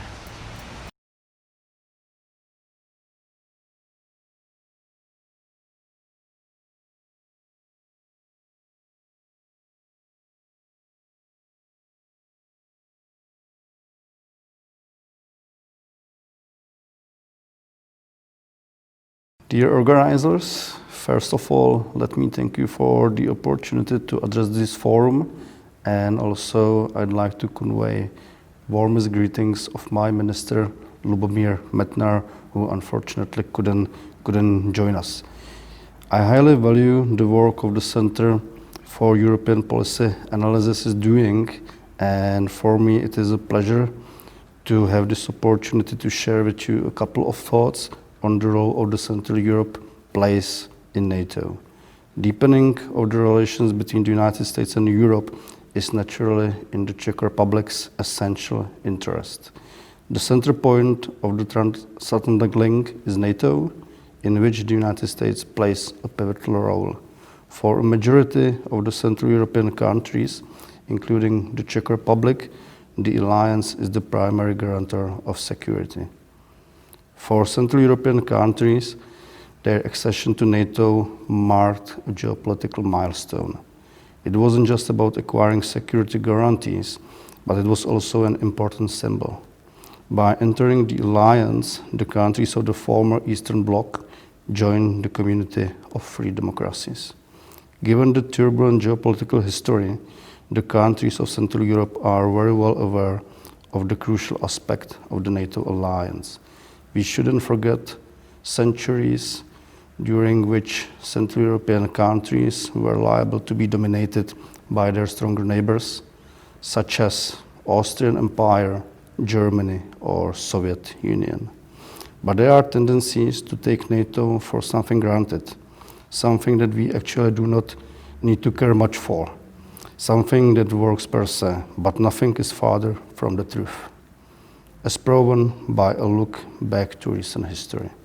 At the same time, the alliance may not be viewed just from the cost-benefit perspective.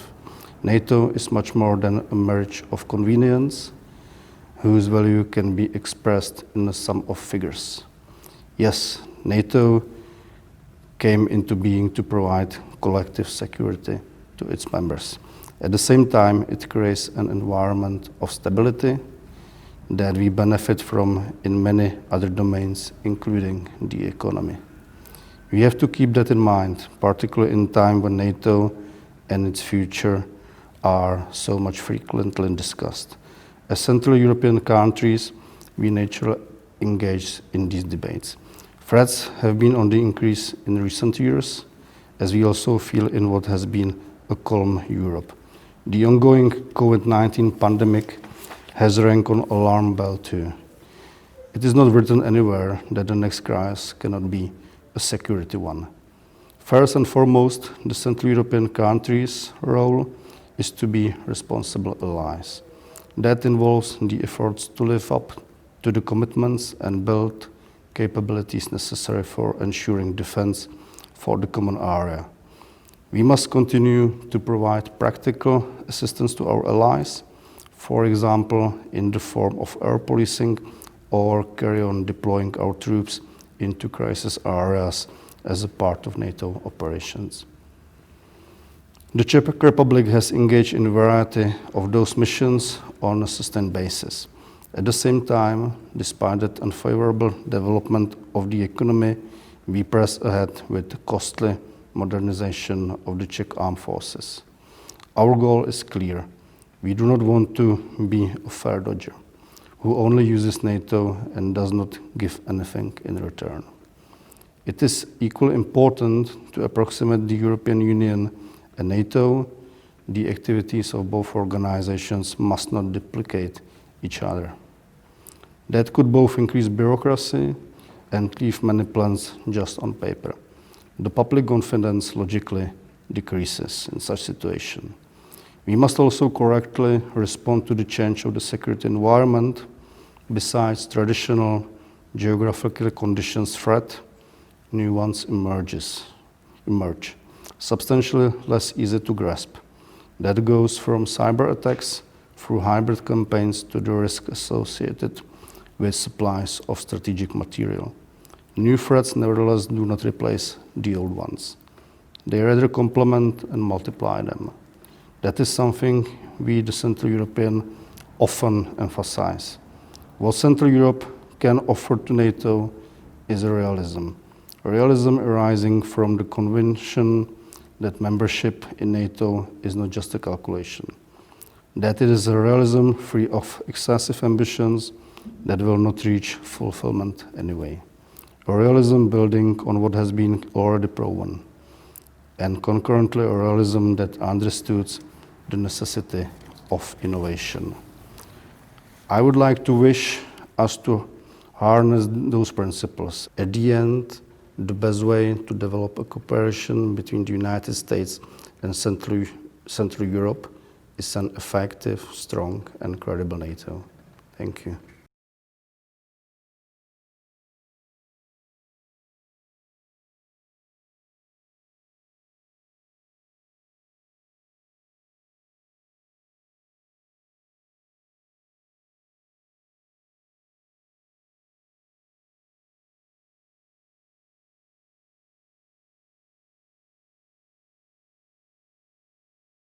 Ladies and gentlemen, dear colleagues.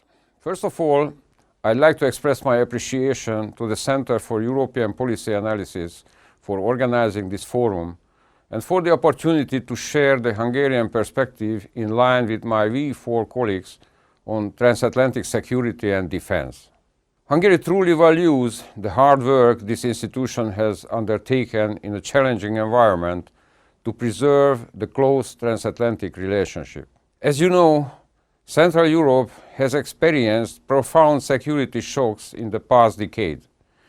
Be that the migration crisis or the annexation of Crimea and the ongoing war in Ukraine, or even a growing focus on cybersecurity and hybrid threats. This has catalyzed a renewed sense of purpose in both transatlantic and regional defense cooperation. Hungary, located at a unique geostrategic location, right at the crossroad of both the so-called Eastern and Southern challenges. First, let me make it clear from the outset that NATO is the cornerstone of our security and defense. It is a vital security interest for Hungary to have a strong and effective alliance that is able and willing to respond to military threats and challenges originating from all directions. Please let me reflect on some specific steps we have taken in recent years to shore up our defenses. After the adoption of the Defense Investment Pledge at the Wales Summit in 2014, the Hungarian government made the decision to gradually increase defense expenditure to 2% of GDP by 2024 at latest.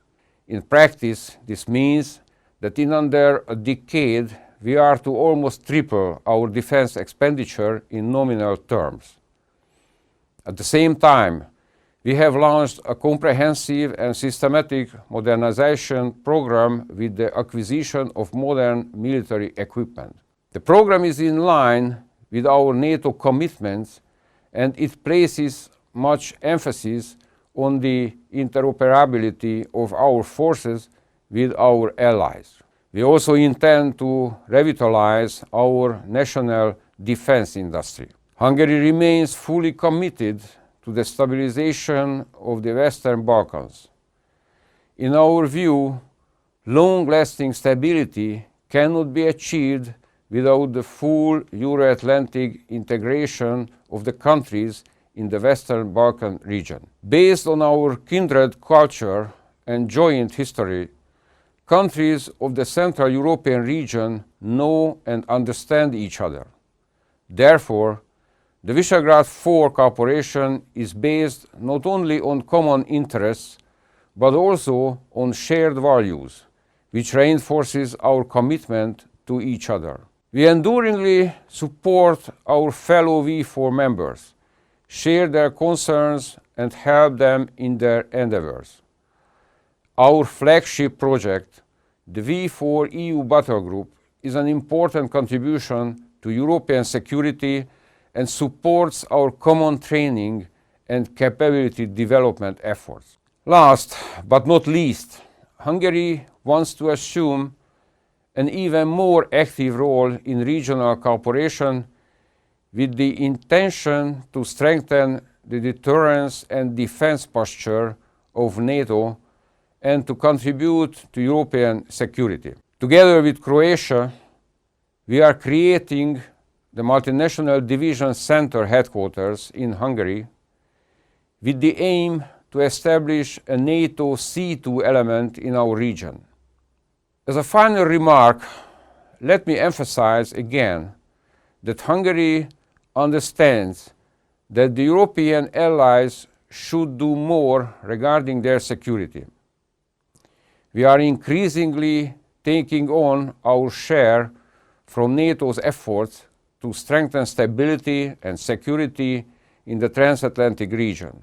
Our contribution to NATO missions, our support for European defense initiatives, together with our own modernization programs, all serve the purpose of demonstrating this commitment. I wish you all the best for the forum and for your future efforts. Thank you very much for your kind attention.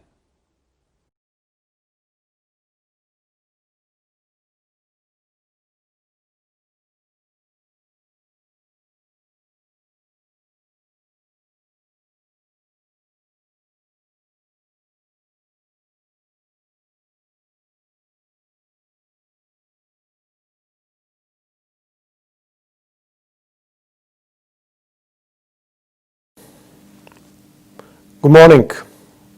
I would like to thank CEPA for organizing this prestigious event. It is a true privilege to address my fellow statesmen, experts, and the wider public. Let me start with a categorical statement. There is no alternative to the Transatlantic Alliance. It is the best guarantee of security for the Slovak Republic. All the challenges we face today we can address most efficiently together. In my understanding, transatlanticism is a specific expression of determined unity. Unity that was caused by the fight against the evils of the 20th century, Nazism, fascism, and communism, but which was also solidified by our quest to preserve a rule-based international order, elevate poverty, preserve and extend our prosperity, but also to face and address the key security challenges of our times. The list of these challenges is unfortunately a long one and a rather complex one. While the challenges posed by Russia are long-term and external, the impact of the global pandemic of COVID-19 is imminent and very much internal. Beyond these challenges, we are also witnessing that continuously growing tendencies of populism, disinformation, and nationalism are testing the resilience of our societies. Thus, They are posing a key security challenge. As a country, we have never believed in free riding. Contrary to that, we are seeking to address these challenges in line with our fellow transatlantic allies and European partners. Within NATO, we are seizing the momentum to make transatlantic defense and security stronger by enhancing both the military and the political pillars of our alliance. We are en route to meet our defense investment pledge, expressed via committing sufficient resources to our defense, which means 2% of GDP, and to our capability development, which means 20% of defense budget.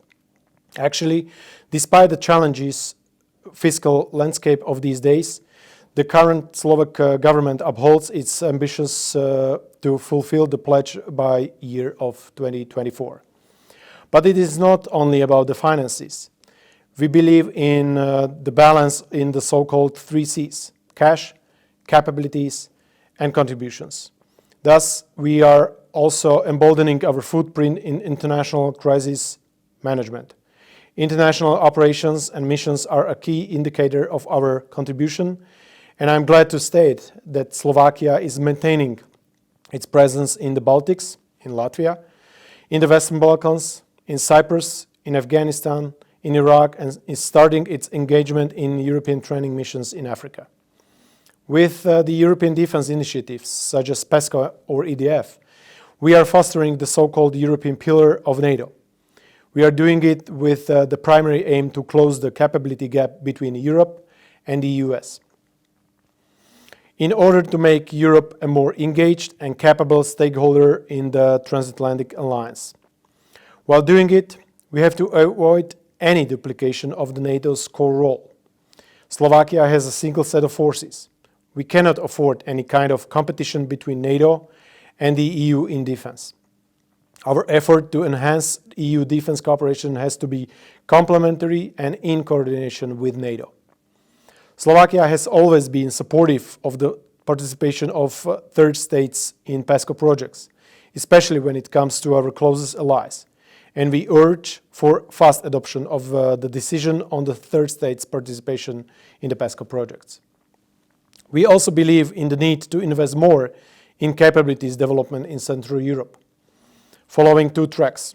On one side, we need to address the generational investment deficit, but on the other side, we must be innovative and embrace technological trends to truly modernize our forces. In this regard, we will be making considerable progress towards our goal of establishing a fully capable heavy mechanized brigade, and for that aim, we will be investing in the acquisition of military equipment, but also into human resources, education, personal equipment, and training. With the ongoing acquisition of the newest version of the F-16 fighter jets, we are proudly opening a new chapter in the history of our air forces. Finally, we are adopting a considerable, more active approach also within the realm of countering hybrid threats. We have already initiated a series of steps that are aimed to increase our societal resilience. Through active StratCom and transparency-based engagement with the wider public, we are seeking to create conditions for increasing public support for our strategic objectives. Importantly, the fulfillment of these strategic objectives has recently been endorsed by the joint declaration of the highest officials, including the President, the Prime Minister, and the Speaker of the Parliament. Our principal aim is to ensure that transatlantic relations are sustained and strengthened on all fronts, including defense and security, economic cooperation, and our cooperation on promoting democracy, rule of law, and human rights. Thank you for your attention.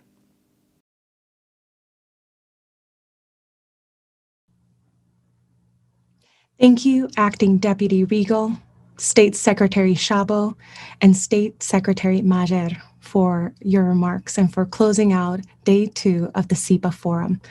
A special thank you to our supporters, NATO's Public Diplomacy Division, Lockheed Martin Corporation, Bell Helicopter, American Friends of Czech Republic, and Friends of Slovakia. Please join us tomorrow for our Democratic Resilience Day as we continue this week-long series of conversations. As always, please use hashtag CEPA Forum or go to cepaforum.org to submit your questions ahead of tomorrow's panel. Have a wonderful day.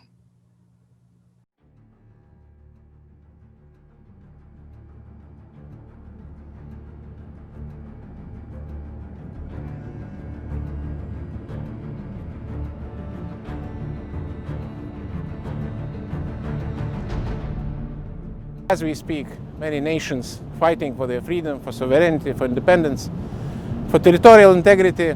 We have Belarus, the most extraordinary example of persistent, peaceful, popular protest.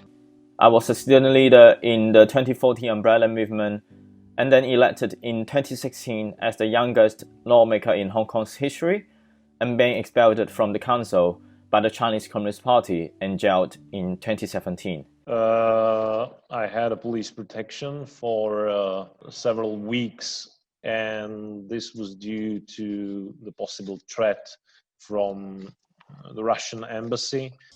It turns out that for democracy, people need to have access to factual reality where they live. Being able to change something in this world, allowing these voices to be heard and seen through the big medium of the filmmaking.